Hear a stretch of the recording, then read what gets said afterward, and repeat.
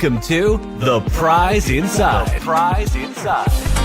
A chiropractor's journey in everyday holistic health and vitality. Here, your host, Dr. Jeromy Myers, delves into the remarkable journeys of everyday people who have embraced the path to health and healing. Through his practice, Dr. Jeromy encounters inspiring stories of profound transformation and the power of true healing within each of us. Stay tuned as we discuss various holistic topics and unlock the healing potential that lies within us all.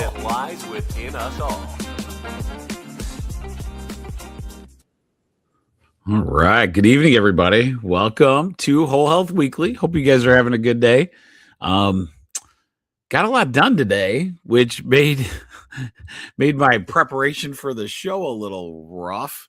I did really good. I was trying to find ways to do better research on the front end. For most of you that know, I was doing some TikTok videos and those kind of things. And the videos are cool. They're very cool. But the problem is like what happened last week. If you're a YouTube subscriber, you will see that the Whole Health Weekly episode 68 is no longer there. And the reason it's no longer there is because when I played, our guy, he was the 102-year-old. When I put that up, it was a copyright strike. So I can put it back on, but it's not that big a deal. But you learn your lessons like as you watch the video. You just got to do it smartly. I kind of let it kind of run a little too long, and that's what dinged it. So it also knocked me off of like Facebook, everything else. So what I wanted to do was find a good place for new whole like wellness articles. So we found that. But if you are loving watching, make sure you get on Tribe1, trib1.substack.com. That'll be where the newsletters are. And if Jeromy doesn't forget, you'll have a email reminder of the show, which I completely forgot to do tonight until about 2 minutes ago. Then I'm like, oh God, I got to set up the whole stream and everything. So, but it worked out good. We didn't miss too much time. Remember also to subscribe on The Prize Inside, a chiropractor's journey on Rumble. The Prize Inside, a chiropractor's journey on YouTube. So those three locations are really good because then you don't miss much. The tribe1.substack.com is going to be where we do a lot of the newsletters, those kind of things. I've learned I can actually go live on the Substack, so I'm pretty excited about that as well. My hopes are I can kind of figure that out as we go. Exciting things. This afternoon, I was able to work on a few things. Rachel's laughing so I bought Rachel a greenhouse, right? So because it's just my wife and I, we were like, why would I get a huge greenhouse? I kept looking at them, thousands of dollars, all that stuff. And then I go to people's, farms or whatever, and their greenhouse is kind of in there. They use it, use it, but it's a little overkill for like something like what I would do necessarily, because we have like a smaller garden.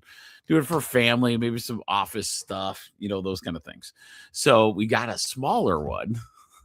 But it was still something you had to order. So I went to the store, ordered it, and then it came in today. Well, then I panicked.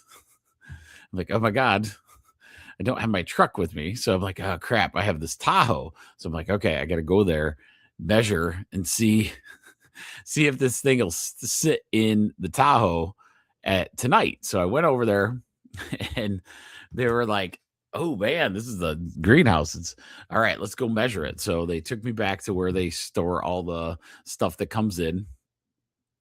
We were at Lowe's, by the way. People there are fantastic. We have in Battle Creek, we have Lowe's and Menards, and they're both amazing. The amazing people that work there, all those things. But anyway, so we go in the back. So we go into the back, and we turn the corner, and we're looking for a greenhouse box.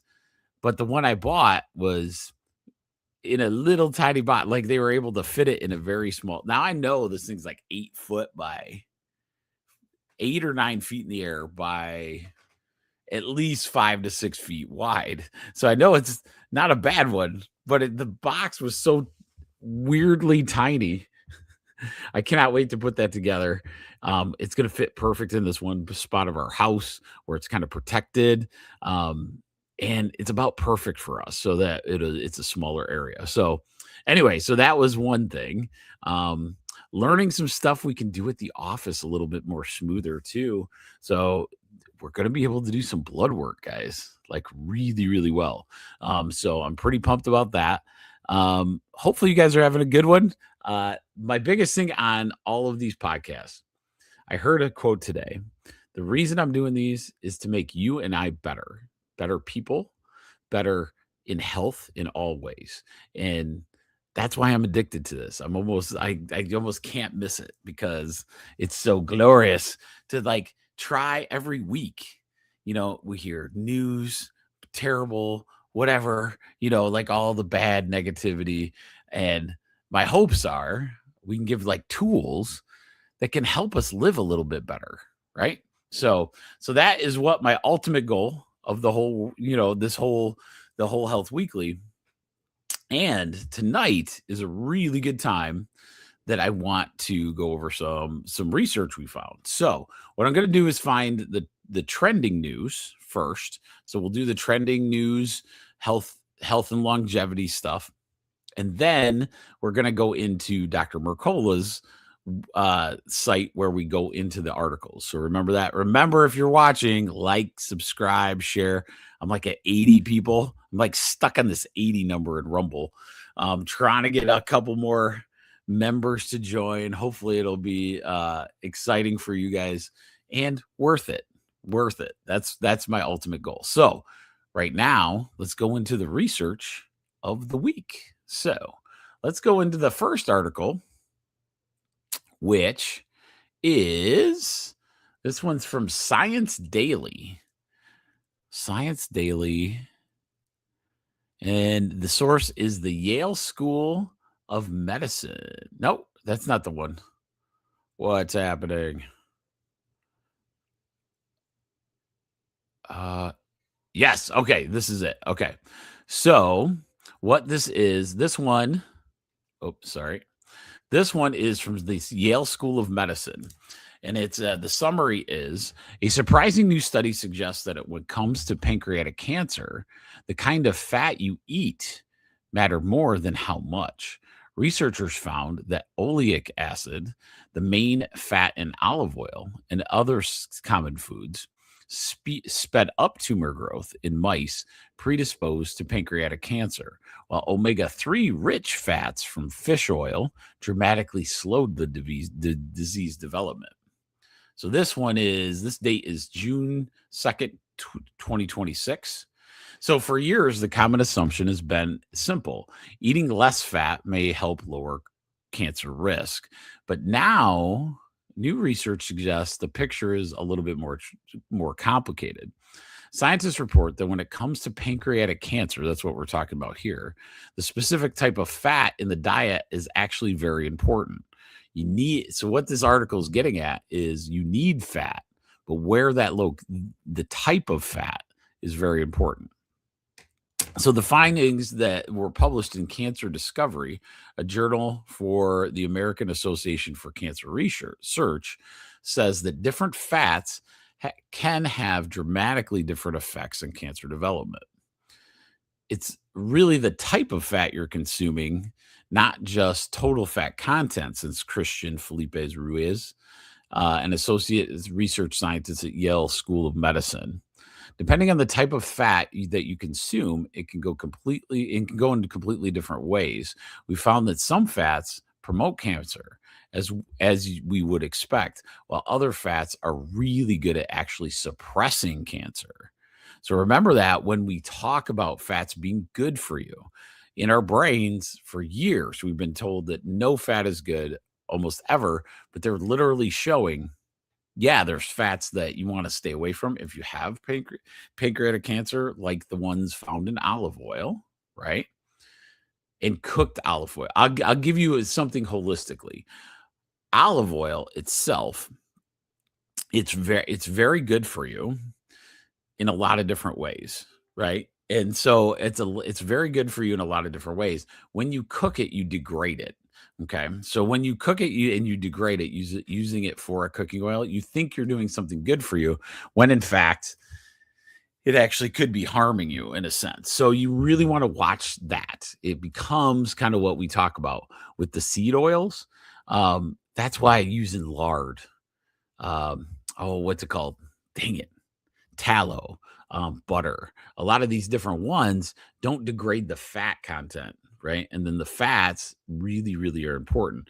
Fish oil, fish have a great fat to them. So if I had pancreatic cancer, I'm going to do fish oil a big thing because it slows the rate of pancreatic cancer pretty heavy. So I thought that was a really good. Okay, so let's get into this a little bit further. So, to isolate the effects of specific fats, the researchers created 12 different high fat diets. Each contained the same number of calories, with only the difference being the source of the fat. The diets were designed to reflect common patterns of fat consumption in modern American diet. Okay, so, but good fat, like really good fat, this is brand new in fish oil, actually reduces or slows the cancer process. So like if somebody has having those, it can actually help the process. So I thought that was a good article. I wanted to share it. Yeah. So I won't go into like the crazy because there's all kinds of technical jargon after that, but you get the idea. Could be a very good idea. That's right. So let's go into fish oil since we were leading in from, the fats that are good for you. Omega-3 fish oil shows, and this one's from Science News, Science Daily again. Omega-3 fish oils show promise against type 2 diabetes. Fish oil may help switch off inflammation-driven insulin resistance, even in type 2 diabetic patients who aren't overweight. Okay, so this one, I saw this article. One of the reasons I like doing Whole Health Weekly is I get to study a little bit, right? And I saw this and I'm like, oh my God, this is fantastic. I have a patient right now kind of going through the alls. Gut microbiome, I tell people a lot of times, is think of it as topsoil. This is a good, I like this example.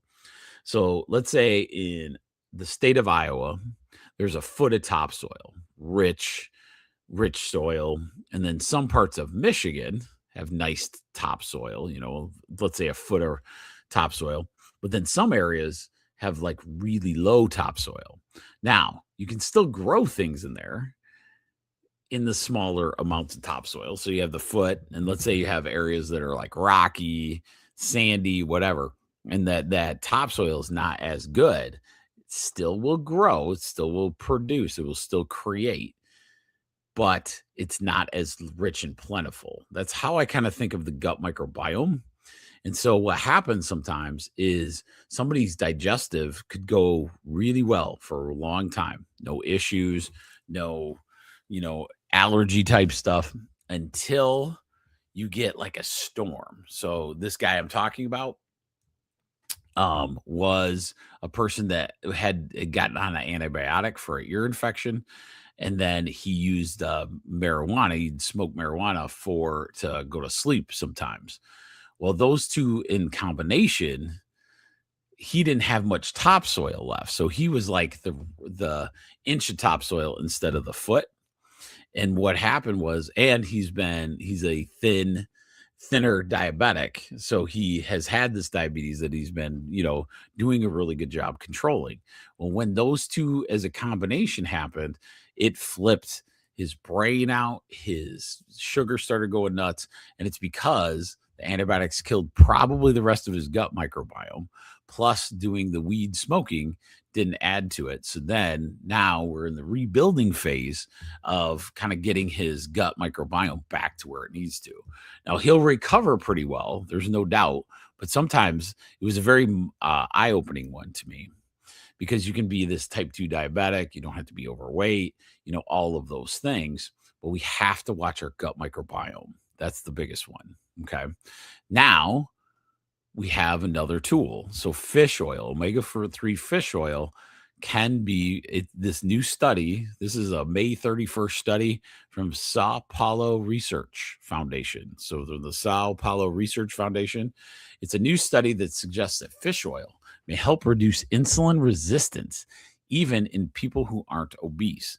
In diabetic rats, omega-3 supplementation improved blood sugar levels, cholesterol, and inflammation by shifting immune cells to the more anti-inflammatory mode, which makes sense. We all know that fish oil is really, really good for you. There's been some research back and forth, but I really believe one of the problems with fish oil is the source. So a lot of times, if you don't get a really good source of fish oil, knowing where it's from, krill oil is a fantastic one.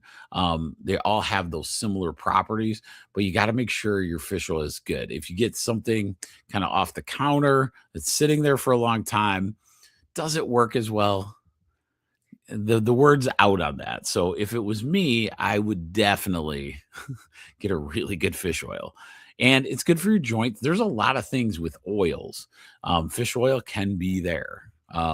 But it might surprise us and this is brand new, so it might be something we hear a lot about, in the future here. Okay. So that one I thought was a really good article. Now we're going to go into, it looks like Science Daily again. This one's kind of interesting that scientists say guava juice could make iron supplements work better. A very cheap vitamin-packed fruit juice, guava juice, could become a surprising new weapon against anemia. So if you have somebody that you know that is anemic, this could be something to try. And the reason I'm bringing this article up is because there's a holistic rant that I'm about to go on as well. Researchers found that drinking guava juice may significantly improve anemia by helping the body absorb iron more efficiently. In a review of 17 studies, women and teenage girls who consumed guava juice, especially with iron supplementation, experienced noticeable increases in their hemoglobin levels. This is kind of what you're doing with the iron situation. Since guava contains more vitamin C than oranges, scientists believe it could become a simple, affordable nutritional tool in regions where anemia is widespread. America, there is an anemia. You can definitely get anemic problems, but a lot of your poorer countries, anemia is can be a much bigger problem than around here. So regularly drinking guava juice could offer a simple and affordable way to help reduce anemia risk among women and teenage girls in low and middle income countries, according to a new review in the Open Access Journal. So with my people that are my whole health, who gets anemia pretty often let's stay in the female category. Pregnancy, right? So pregnancy could be there, right? So guava juice could be something that you're, like as you're becoming pregnant, all those things in those early stages, maybe it's something that we make sure it's part of our diet. Guava juice is very common in the stores, all those kind of things. They don't know why the iron just gets taken into the cell better, creating better red blood cells and keeping those red blood cells up. Anemia is think of low blood cells, right? And it creates, you don't get the oxygen. So everything's slower, energy slower, right? And so when that anemic number gets there, they in pregnancy, it can be a very, very big deal. So why not look into guava? That's fantastic. Now, are they the only ones? No. There's people with anemia all the time. And so a lot of times I have a different stance on, anemia sometimes. I think it's a precursor of gut microbiome again. Sound like a broken record half the time. So what I was taught by a very, very good very good nutritional chiropractor. Dr. Versendahl was his name. And one of the things that he said that just stuck with me for years, when I did one of his classes, he said a lot of times anemia is that the candida, okay, if the gut microbiome is messed up, all of a sudden that means that there's good bacteria and then there's bad bacteria. Okay. And our goal is to keep the good bacteria there. The bad bacteria we got to keep at bay so it doesn't take over, create a problem, right? Think of in a garden, you would have, if weeds took over. So that would be the bad bacteria aspect. Okay. One of those is candida. So candida, you hear candida infection, all those things. I truly believe candida infections are from your gut microbiome being really messed up, allowing the candida bacteria to kind of take over, and candida is a bad one. Now, with the bad bacteria, a lot of times what'll happen is they're iron loving. So they use the iron, eat the iron. The bad bacteria does. Good bacteria keeps your body balanced, but this is from him, and it totally makes sense. So the gut microbiome, a lot of times, if you're having anemic problems, many times that's the really good go-to place, right, to do that. Now, I will understand after tonight's episode to add the little guava if somebody's anemic to this situation, because in holistic, we look at it a little different. I'd rather fix your gut microbiome first before I start giving you iron. If iron is feeding the candida, okay, then is iron supplementation what we do now the best move? No. And it could make you feel better, actually. If you're anemic, some people get iron and they're like, whoa, I feel a lot better. Well, the problem is you're feeding the candida, who is beating the gut microbiome, the good stuff. So that's why we do the gut detox at our office a lot. Very successful with it. People love it. Very simple, hard to do. Well, it's simple to put procedure. It's a very difficult one. So I always tell people just watch that portion of it. But the big thing is like understanding, having tools to get through that anemic portion of it. So hopefully you got something out of that. All right. And I got one more before we go into the Dr. Mercola stuff. I really like this article. Okay. So this is from Health by Lindsay Curtis. And this is medically reviewed by Smita Patel. She's an osteopathic doctor. Let me get this. Hang on. Okay. So this is super interesting, but I haven't read this article, but I saw the title, the headline, and I have to read it with you. Okay. 7 kinds of food that can help with obstructive sleep apnea. This is interesting. Okay. So the story at a glance. Eating fatty fish, greens, and berries may help reduce inflammation, improving sleep quality. Fiber-rich whole grains, nuts, and lean proteins can help maintain healthy body weight, which may ease pressure on the airway during sleep and reduce sleep apnea episodes. Alcohol, refined carbohydrates, processed foods, and caffeine late in the day may worsen symptoms and sleep quality.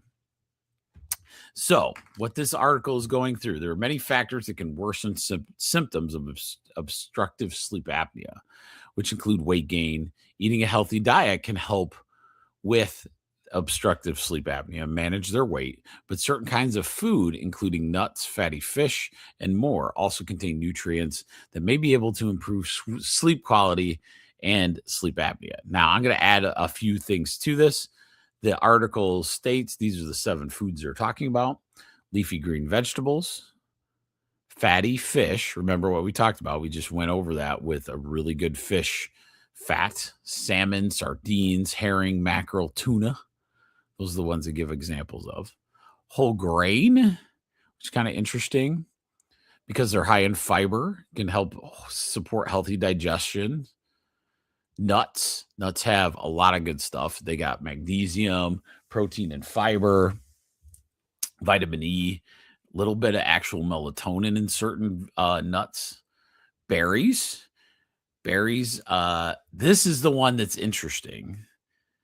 Nighttime pauses in breathing caused by sleep apnea or obstructive sleep apnea can reduce oxygen levels. Over time, this leads to oxidative stress, where there are too many cell damaging compounds in the body.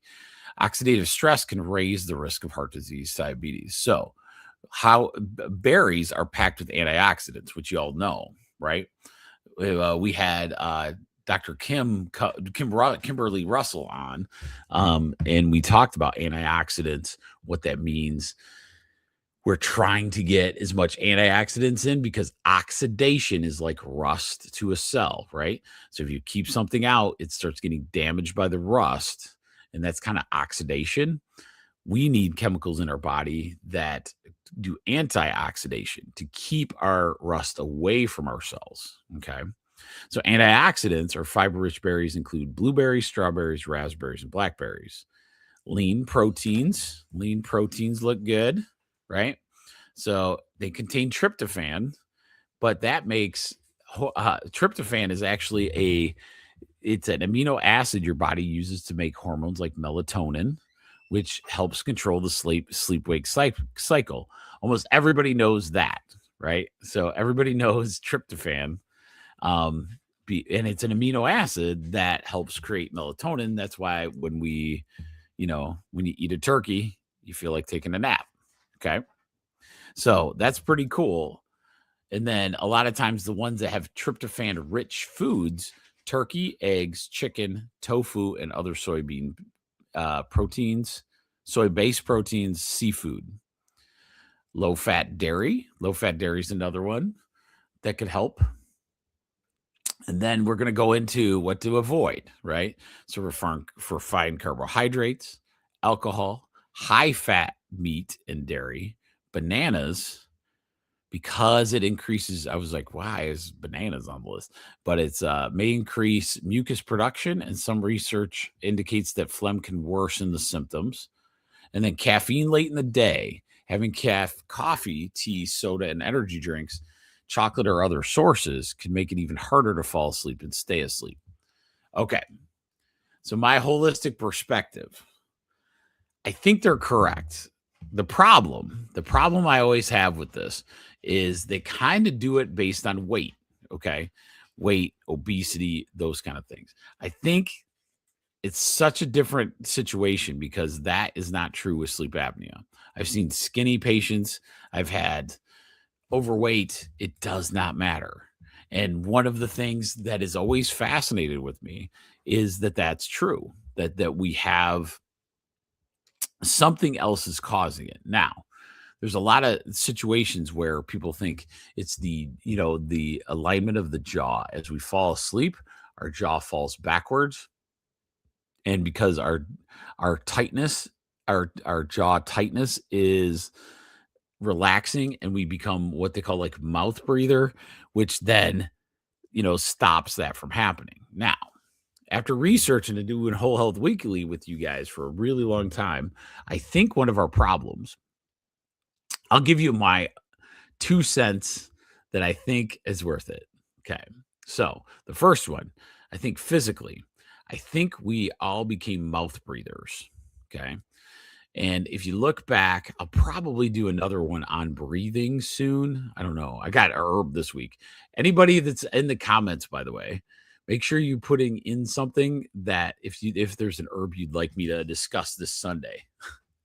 Because I was like, oh, I've got to ask my crowd as well on like what they want to do in the 1% tribe. I get all excited about the herbal one because it's a lot of research I like doing. And then I get to share it with you guys. So one of the things that I think is, yes, the jaw ends up, there's something with it closes off the airway. We get that, right? It makes sense. People, wake up 10 times a day. They might, or 10 times a night, 100 times a night, back and forth. They never get good sleep. But I have just as many skinny people as I do overweight. So to me, that doesn't like stack up. Now, I will agree with this. This is weird. As nasally as the voices that I have, that your podcast host has, I have like zero sleep apnea issues. Okay. Which is absolutely insane thinking that I'm like this nasally breather, those kind of things. Now, there is one time that I will have sleep apnea to the point I don't snore. And the only 2 times is if I get super workout heavy, tired, like at the end of the day, and I'm just wiped out based on a really hard workout. Sometimes I'll go into a really deep, sleep where I might snore a little. And the other one that's very obvious is when I drink beer. So if I drink beer, a little too much beer, there's 2 things that happen that I can tell because I don't do it very often. So my self-awareness is pretty good on what I feel like. So because I don't do it very often, when I do, I lose major quality of sleep. So the next day, even if it's very little, like you're just touching the feeling good piece of the beer, I don't sleep well. And it feels like I need 2 naps to catch up to prior to where I was, regardless. And that always has fascinated me. Now I can get away with like a half a beer and then my body doesn't go through that funk and lose sleep. It's like I didn't sleep at all the night before, even though beer knocks you out or knocks me out, especially a hoppy beer. Hops is a really good herb for sleep, right? You don't need the beer part, but it does do that. Now, that was always something that I've been fascinated with. So, roll that back. Okay. Caffeine makes sense. We are so over caffeinated that I really believe our body has a really hard time when we're doing a lot of these caffeines at night. Now, I don't have a good scientific validation for this. What if you drink, sugary pop right before bed, right? Something like that. You wouldn't, in nature, you probably wouldn't add sugar like that to right before bed, right? I wouldn't think so. Maybe that's it. Maybe because caffeine, people don't realize caffeine is actually a mind alterer. Okay. So if you do it, it literally tells your body to pee out extra water. Okay. And it's a neurological thing. It's proven in science, all these things. When I used to teach at our community college for physiology, our teacher was fantastic, Faith Verging. And one of the things she had this lab that all the kids had to go home. And if we had like kids over 21, they could drink alcohol. But the lab was to drink like half a gallon of water. So one group would do half a gallon of water and track their urine output. The next one would do half a gallon of Gatorade, track their urine output. One would do caffeinated tea, track their urine output. And it was all the same amount of these different drinks, right? And then, so we did, I think that was so caffeinated tea and then alcohol if we had the opportunity. So we had, if we had an adult, student, then they would do that. Now, I might not make them do half a gallon, but you get my point.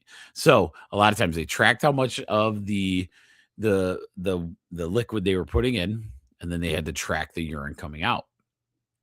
What was stunning was the graphs were fascinating because you had, like regular water just went at a nice steady slope. The more they drank, the more they peed, blah, blah, blah, right? Very, very streamlined, makes sense. Gatorade was an interesting one because there's so much sugar in there. They wouldn't urinate as much. Now, the reason is because there's other substances there. A lot of that water was starting to retain, right? And that's one reason why you have, electrolyte drinks. So if you're working out hard, you would want to retain some of that fluid for when you're working out. Okay. So then we get to caffeine. Caffeine literally sends a signal to your brain saying, hey, I am dehydrated. I have too much water in my body. So I'm going to tell the brain to tell your kidneys to get rid of excess water. And that's why caffeine, time and time over again, will always dehydrate you. Okay. In a subtle way. It's not crazy, but we're going to get to the alcohol one. All of us know that the alcohol one does that. Now, how do we know? It's called breaking the seal.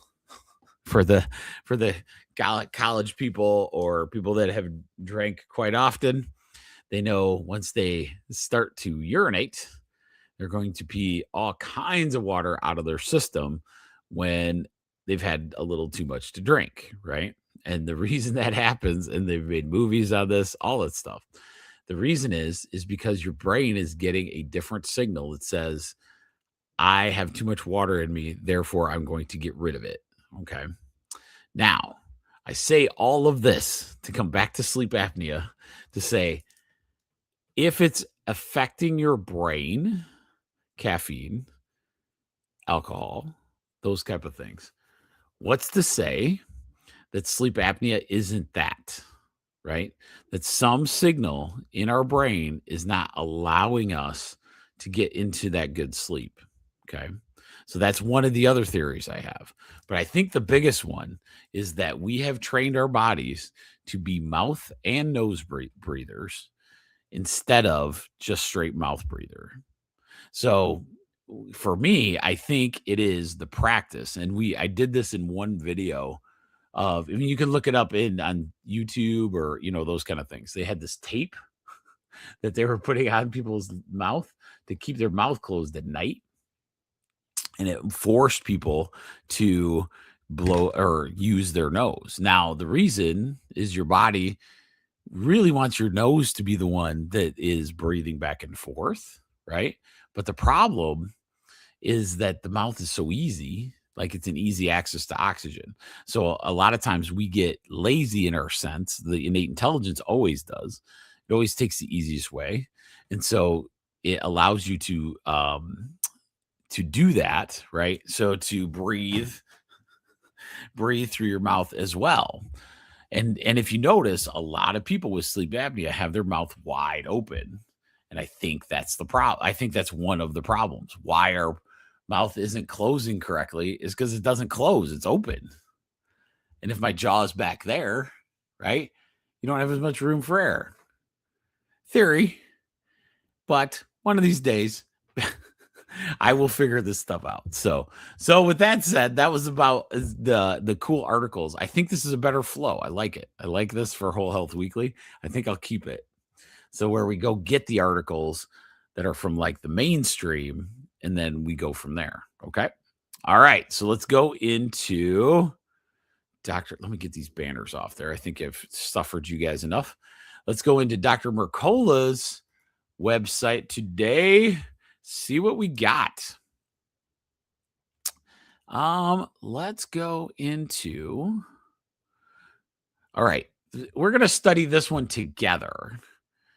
Me and you together. Because this one, I'm keeping in my back is like, I'm trying not to be negative on the word peptides. Not all the time. I think there's maybe a place and time for this. I wish they wouldn't call them natural because they're really replacement hormones, essentially, most of them. They're just, like what we talked about, melatonin, testosterone, like the old anabolic steroids are pretty much peptides. That it's the same concept. So when you hear peptides, don't fall for it right away. It could be a really good thing, but it goes against the principles of innate intelligence. You're literally putting in your body something that the body makes. Okay. And so that goes against the principles. But because they're in the news a lot, we're going to talk about them. And there's one aspect of the peptides that I'm like really, really interested in. The diet one, the GLP-1, all those things, Ozempics, those type of things don't make me move the needle too much because all you're doing is replacing a hormone that tells you you're full. and that's what you're doing. And then everybody's like losing weight. Now, there are people that need that to have as a helper, as long as they know to get off of it at some point, because your body has to restart making that hormone as you go. And that's been the major challenge with a lot of these different drugs. But this one is super interesting to me. Collagen peptides. Okay, so collagen peptide, this is by Dr. Mercola. Collagen peptides could positively influence longevity and signs of aging. Signs of aging. Sorry. A specific amino acid pattern appears to activate repair pathways tied to tissue strength, skin resilience, and internal aging markers. Collagen makes up a large share of your body's protein. And I'm going to add to this, very difficult to directly supplement. Okay. So supplementation, those kind of things, it's a very tough, not a lot of great medicinal herbs or things. There are some out there, but to see the results like you do in some other herbs is kind of a tough thing, in collagen especially, and repair scar tissue, those kind of things. So collagen makes up a large share of your body's protein, yet production drops every year with age, which contributes to wrinkles, weaker connective tissue, reduced strength, and lower recovery. So collagen, think of tightness of your skin, ligaments, like around your joints, tendons are made a little bit of collagen, those kind of things. Research identified a specific pattern of collagen amino acids, glycine, proline, and hydroxyproline, that may signal your body to repair tissue. So these are amino acids that are collagen. They support physical function and influence biological aging. So this is newer stuff, so we're going to watch for it. Human participants who consumed a collagen amino acid formulation showed a measurable improvement in skin texture, hydration, and elasticity within 1 to 3 months. After 6 months, biological age markers shifted younger on average, suggesting that targeted collagen amino acid supplementation may influence internal aging processes rather than appearance alone. Supporting collagen at the root level involves adequate protein with collagen-rich sources, vitamin C intake, which is huge for collagen, protection against collagen breakdown, and high-quality collagen or gelatin sources from properly raised animals. Okay. Why did it go into peptide? So those 3 collagen amino acids. So I don't know if that right now, the peptide thing, I don't know if they just put that in the title or what, but the peptide thing could be interesting. Amino acids have been around since the test of time. So why not try the collagen amino acids, which were, what was it, proline? Let me look that up again. Just so it's in the newsletter as well. Glycine, proline, and hydroxyproline. Those are the ones to look for in your next supplementation. Wouldn't be bad to try. I mean, like this one, collagen, when you give it, so see, that's not going against that article. The peptides, maybe it's just the word peptide is tweaking me out. So peptides, it's in essence, amino acids are building blocks for other materials in your body. So amino acids, I've never had an issue with. Amino acids you're trying to get from your food sources all the time. So a lot of times that's why, it's almost shocking to me, like where, a lot of people, they will weightlift and do amino acids to build up the muscle, those kind of things. But that nutrition like falls off like right after, even though that's the kind of aging we want to be as good as we can in aging, right? And we don't do those things, which is kind of fascinating. It's not like big part of it. We have, as a society, we do multivitamin, good vitamins, micro minerals, macro minerals, all trace minerals, all these different cool ones. And we know we need to have those, right? But some of these amino acids, the building blocks of life, we're hoping that our diet gets us there, right? Because a lot of good proteins have these amino acids in them, good animal fats. Cooking it, let's say a full chicken, let's say an organic chicken with the bones and cartilage and everything else, that's going to have those collagen amino acids in there, right? So that's one way to get the amino acids in there. But sometimes supplementation might be a good answer for that. So remember that in the collagen peptides. I thought that's the area I'm really kind of focusing in on, because if I can find something that helps people's like joints and ligaments over time, you better believe I'm going to be looking at it in the sense of the innate intelligence of the body. If we could actually give every resource to the innate intelligence to truly heal a joint, it's going to be fantastic. A lot of things you can do through your diet, but there's not a ton out there. There's like, you guys know chondroitin and glucosamine and chondroitin you hear about all the time. I haven't seen it move the needle as much as I thought it would. It's like that is the go-to that everybody goes to for cartilage and joint repair and, those kind of things.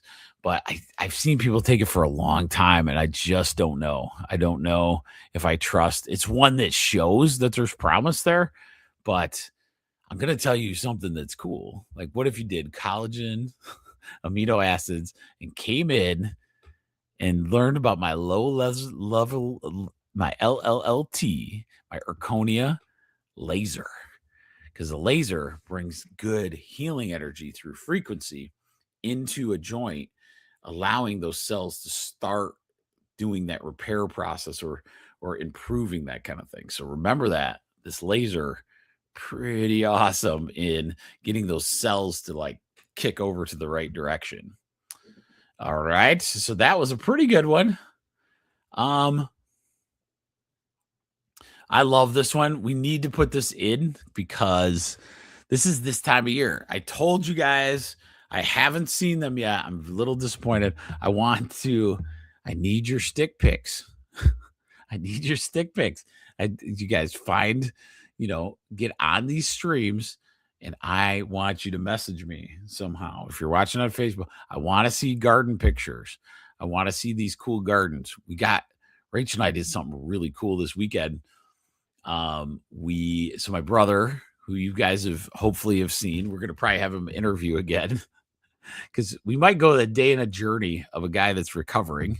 He has torn his bicep off moving a swing set. So he just had the surgery to repair it back on. And now we're going to watch him go through the rehab of it. And I want to do it in real time, see how he's going, those kind of things. But he got into these whiskey barrels. These whiskey barrels, he can laser engrave them. He could do all these things. Well, I had bought, when he first started, I bought like 3 of them, and they showed me how to make the planters. So I made the planters out of them. But then, so we had like 3 barrels. So I made 6 different planters. And we were like, oh my God, this will be a perfect place to put our berry crop. Because a lot of times, like raspberries, blueberries, I'm not the greatest berry gardener yet because you just don't pay attention. Our raspberries took off all the time, but it was they'd get so chaotic where we had them. I'm hoping that we get that in a better process, but we put them in these whiskey barrels, and we're going to see how it goes. And then you could like transplant them out. I'm pretty pumped. I'm pretty pumped of how it looks too. It looks fantastic. They're like 1.5 feet off the ground. Beautiful add to your garden. So, and I was thinking, if you wanted to get into herbs, what's better than get a few whiskey barrels and like stick some echinacea in there? You know what I mean? And then that way it's all, it's right in this barrel, and we can grab, cut it up, dry it, do the things you need to for a tea or a tincture or something. So I thought that was cool. So this article is Garden Therapy. Like, getting your hands dirty is by far the best medicine, which I 1000% agree. This is by Dr. Joe Mercola.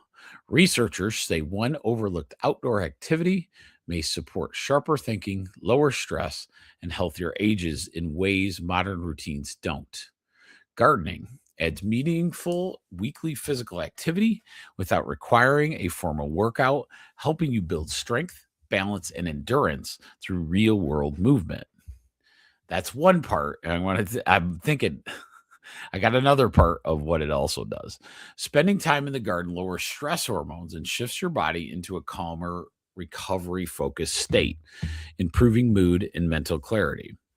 Regular gardening is linked to better memory, sharper thinking, and greater independence as you age by engaging multiple brain functions at once. Working with soil and plants supports your brain at a biological level, increasing your blood flow and boosting the compounds that strengthen memory and learning. Growing your own food, of course, also naturally improves your diet by increasing how often you eat fresh, nutrient rich fruits and vegetables. And I'd like to add to this article the gut microbiome. So there's a lot of research out there that says that a kid that plays in the dirt has a better gut microbiome than a kid that doesn't get dirty at all, right? And that goes for adults as well. So getting out in the garden, getting your hands dirty in the stuff, right? That builds that gut microbiome. We want to be part of that universal intelligence. Remember, when we look at chiropractic, our body is built, structured with its own AI, right? Its own innate intelligence. But this innate intelligence has to adapt to the environment it's in, right? The universal intelligence. So it needs to take on universal intelligence, which is the universal laws that are around us. Okay. The big thing that you have to understand and do is think about that. If the universal so think of gravity, right? So we have muscles, bone, strength, all these different things to combat gravity and keep us upright, right? That was innate intelligence at its finest. If we lived in space or we were born underwater, the muscle systems we would have would be much different, right? The innate intelligence would adapt our cells to give us something like that, right? So it's intelligence upon intelligence. The earth has the gut microbiome that we need. The dirt in the earth has what we need. A lot of good things. Fantastic way to understand the process is to understand getting a better gut microbiome. If you use pesticides on your garden, it's not going to be as great. But I understand because the weeds are nuts half the time. So that's always going to be a struggle, right? But natural doing it, I would very much suggest to do it barefoot. I've been doing that for the last few years, getting into the barefoot aspect of things, and the strength and the feeling, the sensitivity on your feet, the neurology, there's a lot to all those things. Okay. So just understanding that is a good thing. So garden therapy, make sure you're doing it. All right. Let's do one more.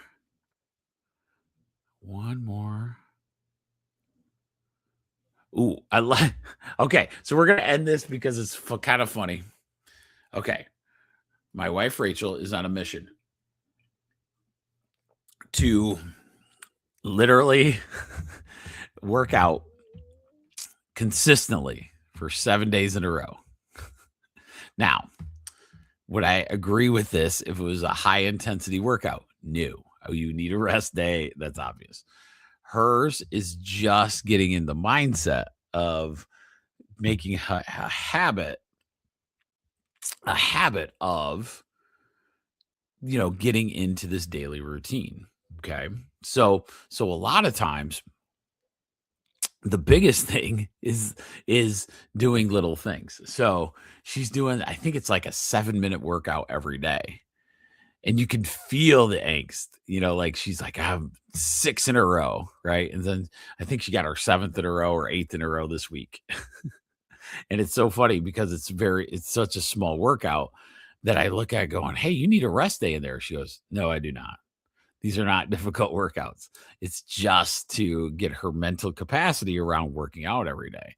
I was lucky, I built that program, my subconscious program, to work out like that back in high school. So it's very easy for me to, turn it on, turn it off. You miss days or whatever, but working out was a staple of who I am subconsciously.